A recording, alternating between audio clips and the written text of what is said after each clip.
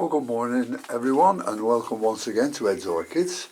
Now, it's another beautiful day here, and for the last few days, or for the last few weeks, it's been getting up to 28-29 degrees in the greenhouse.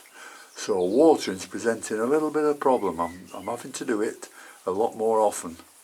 So today I'm just going to do the cattleyas. It's two days since I did them, and so they're drying out now, and I'm going to use just Epsom salts. I've put 180 parts per million of Epsom salts in this bucket, and I've also put a little splash of liquid seaweed.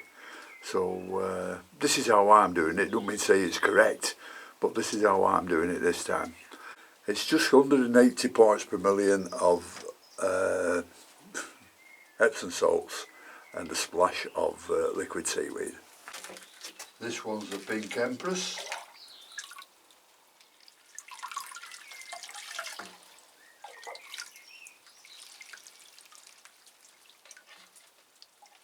Plenty of new growth on it.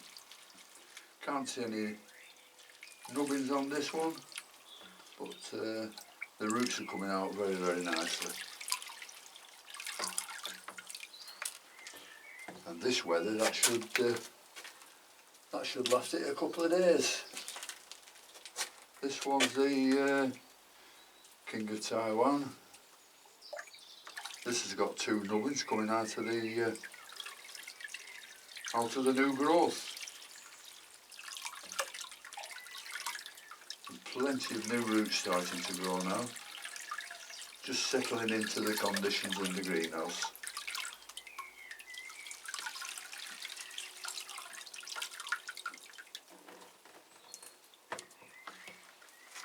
What have we got here?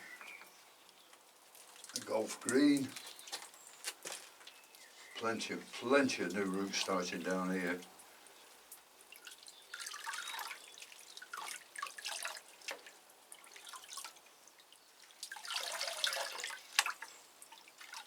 I think the plants I got from the orchid garden, you know, in that horrible coconut husk, they're struggling to find new roots yet, but hopefully they will start growing shortly.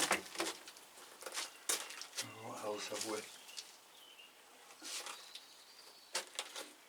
This is the Haesong Tian Mu with a nice new growth here. A couple of inches long now, so that's doing okay.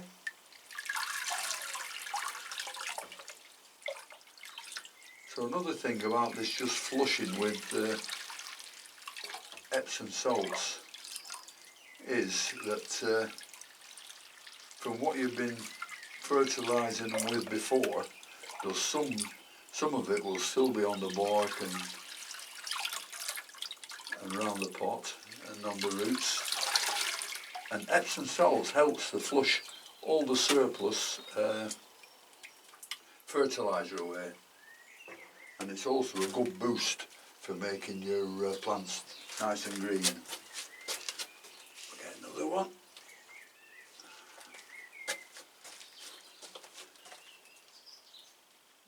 This is the Alma Key. Just give it a water. Nice and upright, but it's not too firm in the pot. So I think I'll have to wire this one up today, because they do like being firm. So I'll put this on one side, then I won't forget it. That's got to be done.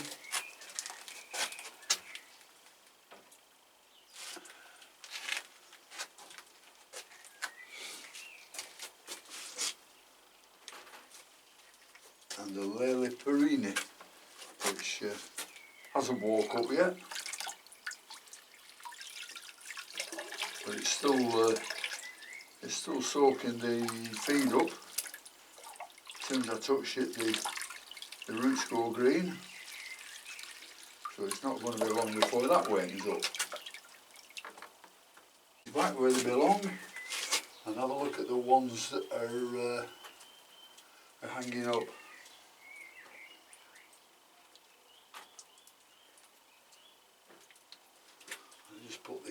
on the shelves where they belong.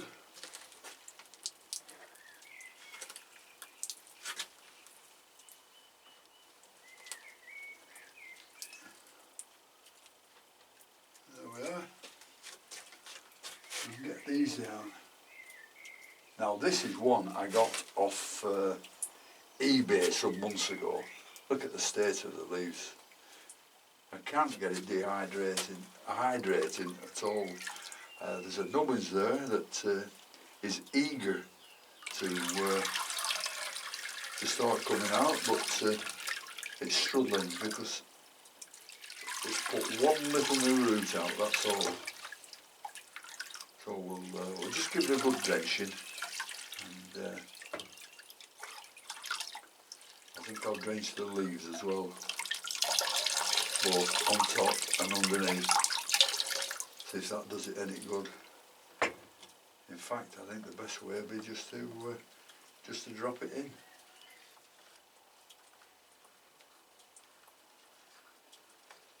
Give the leaves a good soak. Don't bother about the water in the axle of the leaves, because what the weather's going to be like today is going to be dry by mid-afternoon.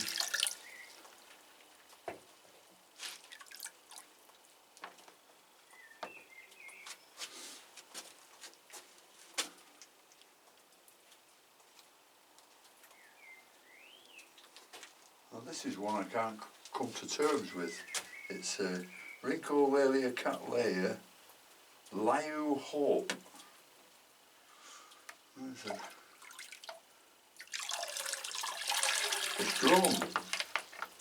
It's grown this new one here, this big one, but the leaves have started curling, like it's getting a bit dehydrated.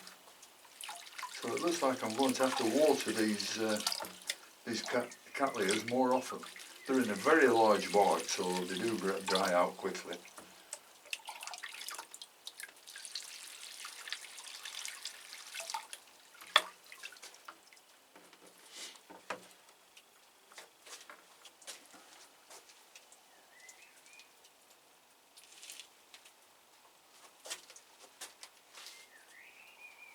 This is this Cheonggu Swan.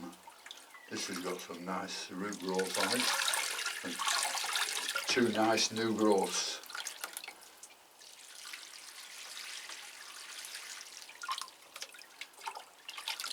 I have shown you a video of them up close, so I'll not bother to go through all that again until something exciting happens.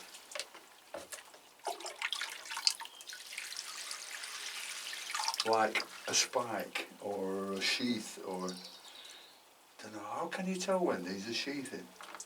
There's something down at the bottom there with a little, it looks green and it's coming up, so that might be a sheath for later, I don't know. Now one really observant gentleman by the name of Roger H. Noticed when I was videoing that there was little white spots on a lot of the leaves, and I always thought they were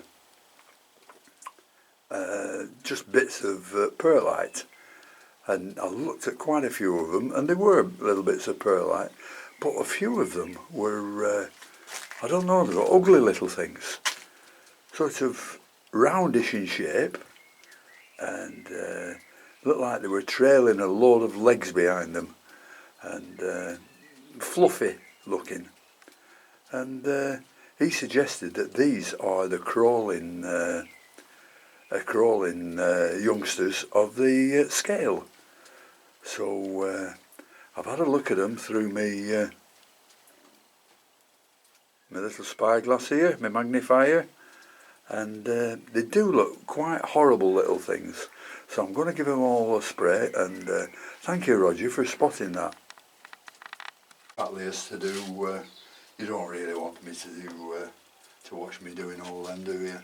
So I'll go on to what others need watering, using the same water.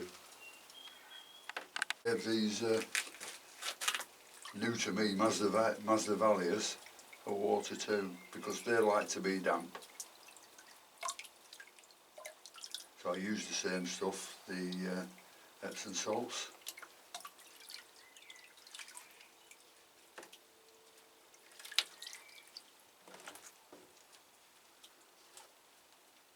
That was the Vecchiana. This is the Pyxis.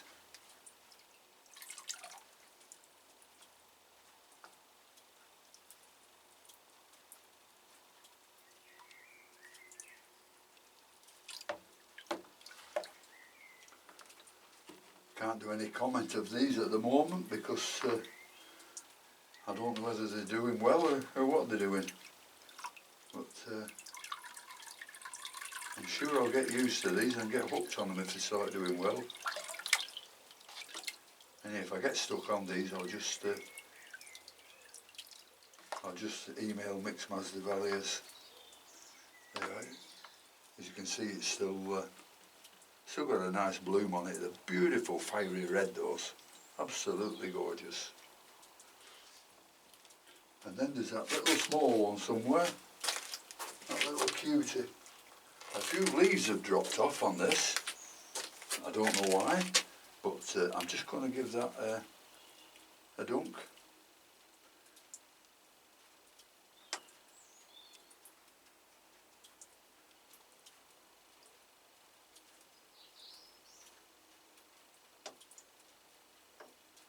You see, there's some more leaves dropping off.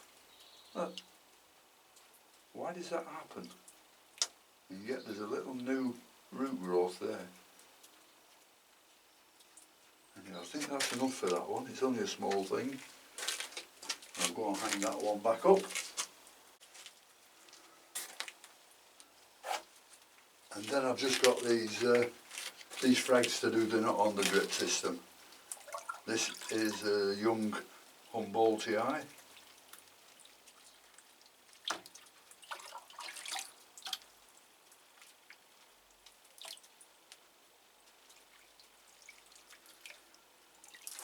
Always keep them very wet, these frags.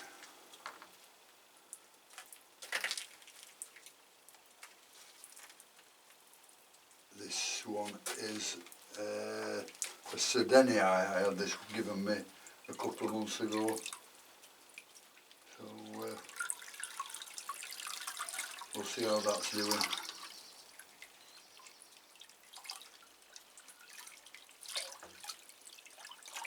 I think there's one little new growth starting. But as I've always said before, if you get new plants, they've always got to adapt to your conditions before they start doing anything. Seems to put them asleep. Anyhow, you don't want to watch me all doing that, just pouring them in. So what I need to do is thank you very much for watching, and until next time, I'll see you later. Oh, before I go, I want to thank everybody for the information they gave me on those little yellow rings. Still don't know what they are, because if it's a